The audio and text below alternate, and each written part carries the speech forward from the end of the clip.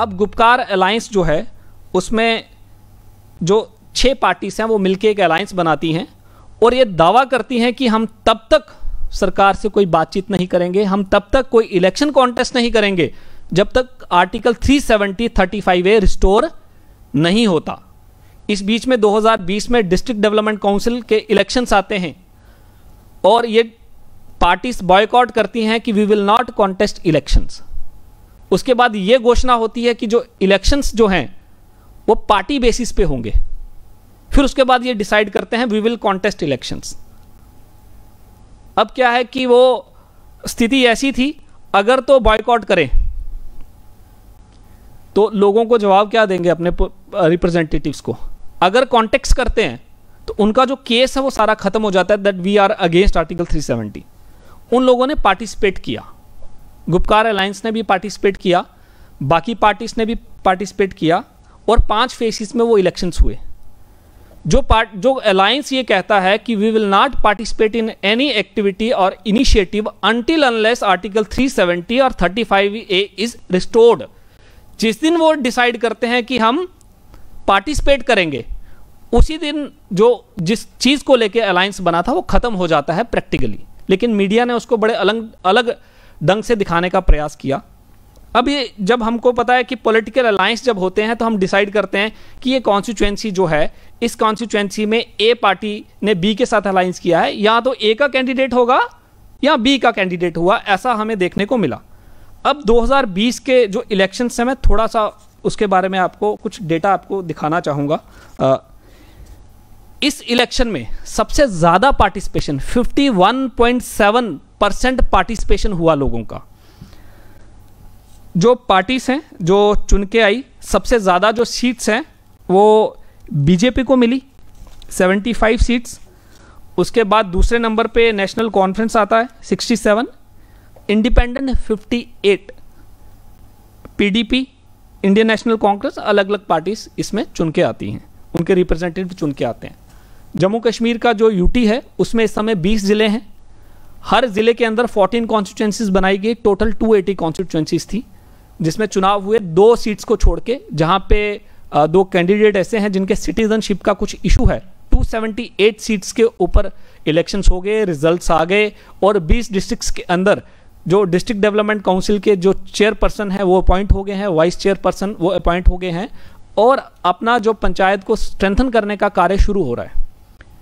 लेकिन इसमें मैं आपसे एक एग्जाम्पल शेयर करना चाहूँगा। गुपकार अलायंस जब हम बोलते हैं तो गुपकार जो शब्द है कि गुपकार रोड है श्रीनगर में, श्रीनगर डिस्ट्रिक्ट में, जहाँ पे आपको महबूबा मुफ्ती का घर मिलेगा, फारूक अब्दुल्ला का घर मिलेगा। जितने भी पॉलिटिकल एलिट्स हैं उन सबके आपको रेजिडेंशियल जो हाउसेस हैं वो वहीं पे मिलेंगे और वहीं से पूरी जो पॉलिटिक्स है कश्मीर की वो चलती है। पॉलिटिकल अखाड़ा आप कह सकते हैं गुपकार को।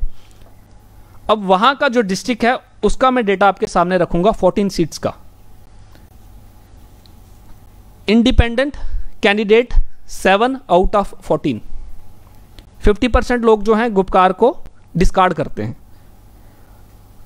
अपनी party 3 candidate, People's Movement 1 candidate, National Conference 1 candidate, People's Democratic Party Mehbooba Mufti की only 1 candidate, and for the first time BJP had also 1 candidate.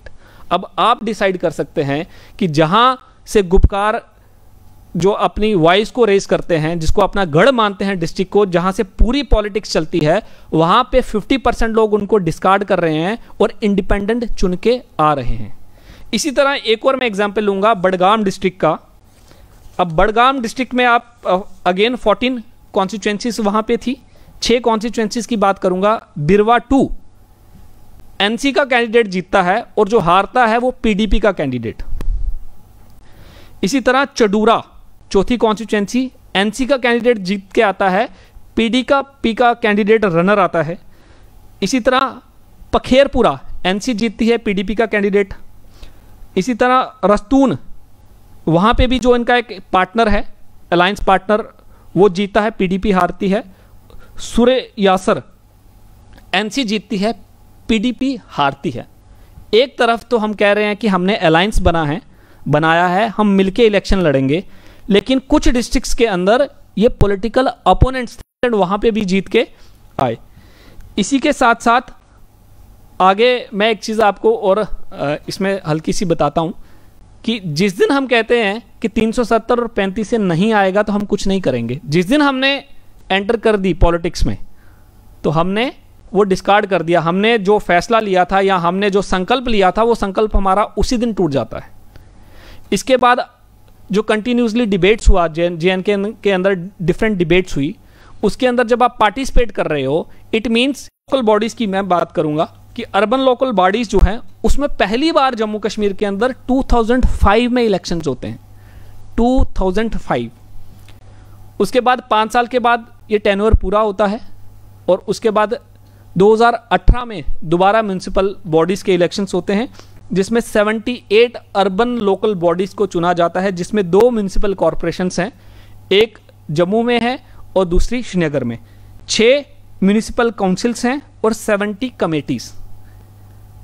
और 13 साल के बाद 2018 में दूसरी बार चुनाव हुए और slowly and steadily we are seeing the results also कि किस तरह इन लोगों को फंड्स आ रहे हैं, कैसे जो लोकल लेवल पे जो इश्यूज हैं, डेवलपमेंट के इश्यूज हैं, वो रिजॉल्व हो रहे हैं, किस तरह जो छोटे मोटे जो हमारे इश्यूज आते हैं which are not handle by this MLAs, वो भी हमें देखने को मिलते हैं।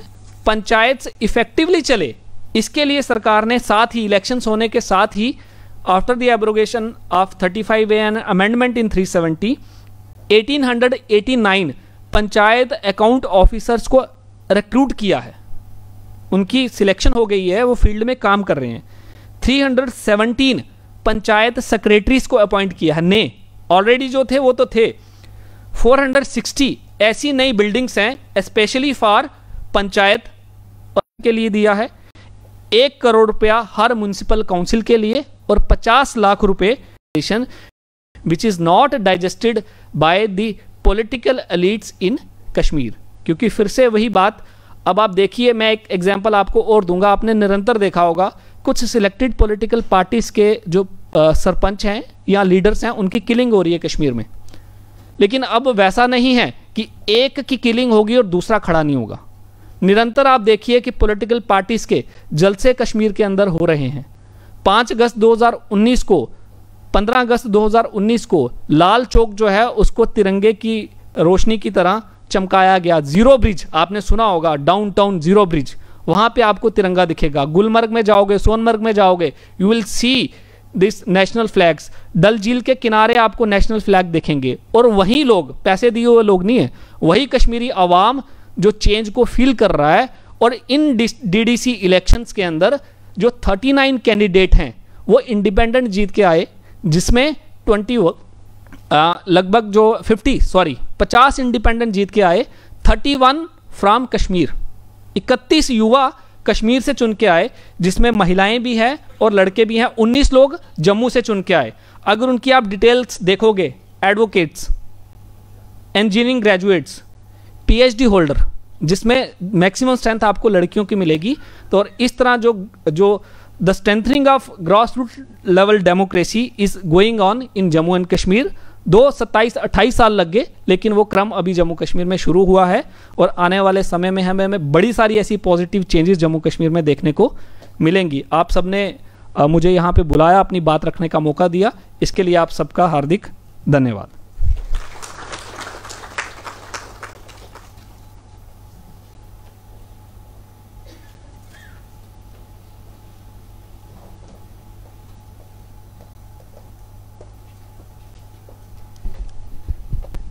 Thank you very much doctor Ajay Sharmaji.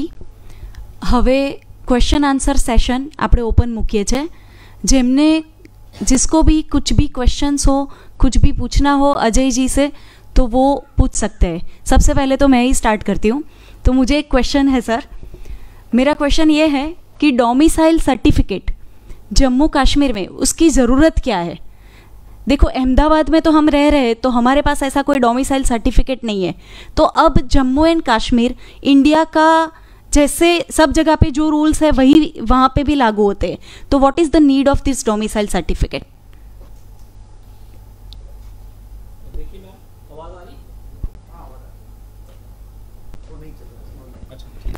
Sir आप यहाँ आ जाइए, क्योंकि क्वेश्चंस भी और भी आएंगे ना। मैं यहाँ से बोलूंगा, आवाज आ रही पीछे? ऐसा है कि Jammu Kashmir is not the only UP जहाँ पे डोमिसाइल सर्टिफिकेट है। वी हैव हमारे साथ में हिमाचल प्रदेश है, वहाँ पे भी डोमिसाइल सर्टिफिकेट है। हरियाणा के अंदर डोमिसाइल सर्टिफिकेट है, दिल्ली में डोमिसाइल सर्टिफिकेट है, महाराष्ट्र की बात करेंगे तो वहाँ पे भी डोमिसाइल सर्टिफिकेट जो है वो है। पहले जो पीआरसी था, पीआरसी केवल उसी का बनता था जो जम्मू कश्मीर का परमानेंट रेजिडेंट था, और वो परमानेंट रेजिडेंट जिसकी 14 मई 1944 तक जम्मू कश्मीर के अंदर कोई इमूवेबल प्रॉपर्टी थी, या उस समय किसी का जो पहले स्टेट सब्जेक्ट होता था वो था, वही व्यक्ति जम्मू कश्मीर के अंदर डोमिसाइल सर्टिफिकेट बना सकता था।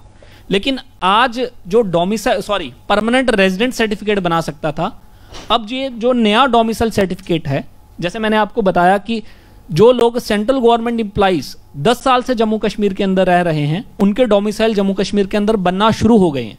आपने देखा होगा कि बिहार से एक आईएएस ऑफिसर थे, उनका डोमिसाइल सर्टिफिकेट बना, उनके बच्चों का डोमिसाइल सर्टिफिकेट बना।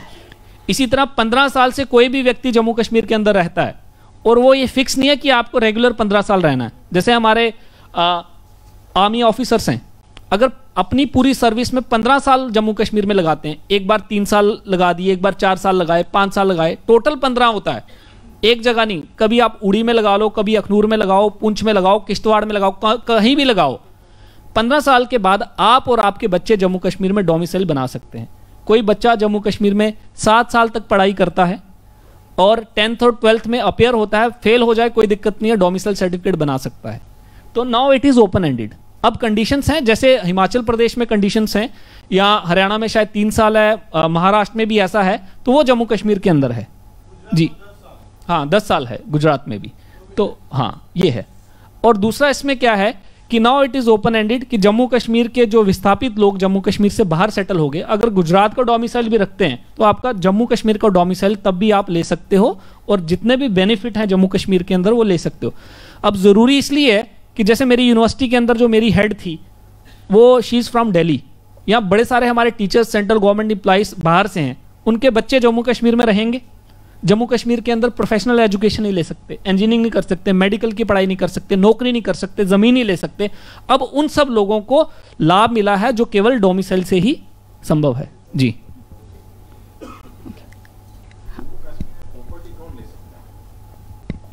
देखिए आप अगर गूगल सर्च करेंगे तो नई जो लैंड पॉलिसी जम्मू कश्मीर में आई है, उसमें कोई भी व्यक्ति जम्मू कश्मीर के अंदर प्रॉपर्टी ले सकता है, लेकिन उसमें लैंड बैंक्स बनाए गए हैं, वो प्रॉपर्टी आप लेंगे। एग्रीकल्चर जो लैंड है वो आप नहीं ले सकते जम्मू कश्मीर के अंदर। ये इसलिए है क्योंकि जो फार्मर्स हैं उनके राइट्स को प्रोटेक्ट किया। लेकिन यदि सरकार को लगता है कि हमको कोई इंडस्ट्री एस्टेब्लिश करनी है which is in the economic benefit of state, तो वहाँ पे सरकार जो है एग्रीकल्चर लैंड भी ले सकती है। बाकी कोई भी व्यक्ति जम्मू कश्मीर के अंदर जो लैंड है वो ले सकता है।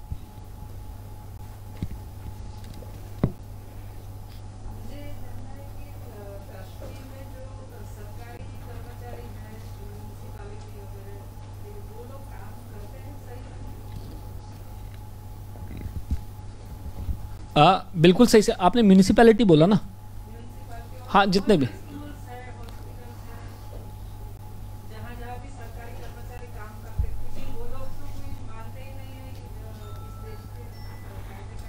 देखिए ऐसा है कि यहाँ जब हम बैठते हैं तो हमें पिक्चर अलग दिखती है, क्योंकि we know Jammu Kashmir through media only, जिनको खुद नहीं पता। मीडिया में भी जम्मू कश्मीर को कश्मीर कह के बुलाया जाता है, तो वो मीडिया के लोगों का भी जो पर्सपेक्टिव है वो अभी चेंज उतना नहीं हुआ है। जो लोग एक बार जम्मू कश्मीर विजिट करके आते हैं, आधे सवालों के उत्तर उनको खुद ब खुद मिल जाते हैं। जैसा आपने प्रश्न किया कि जो जम्मू कश्मीर में गवर्नमेंट एम्प्लॉयज़ हैं वो काम करते हैं या नहीं करते हैं, बिल्कुल करते हैं। और इस समय जो एडमिनिस्ट्रेशन जिनके हाथ में है, जो नहीं भी करते हैं उनको भी करना पड़ेगा। दूसरा मैं आपको एक चीज़ बताऊं, आपने अगर वीडियोस देखी होंगी हेल्थ वर्कर्स की, तो घरों में जाके शिकारे में जाके लोग जो है लोगों को डोजेस दे रहे हैं।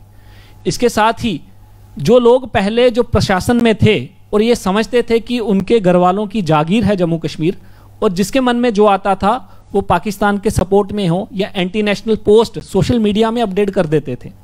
आप अगर सर्च करेंगे तो 3 ऑफिसर, जिसमें 2 पटवारी, और एक जो है टीचर, उसको सर्विस से टर्मिनेट किया। अभी हाल ही में एक असिस्टेंट प्रोफेसर हैं कश्मीर से, जो एंटी सोशल चीज़ें, एंटी नेशनल चीज़ें फेसबुक पे पोस्ट करते थे, उनको सर्विस से टर्मिनेट किया। 11 लोगों को अभी पिछले महीने सर्विस से टर्मिनेट किया, जिसमें सलाउद्दीन का बेटा भी है।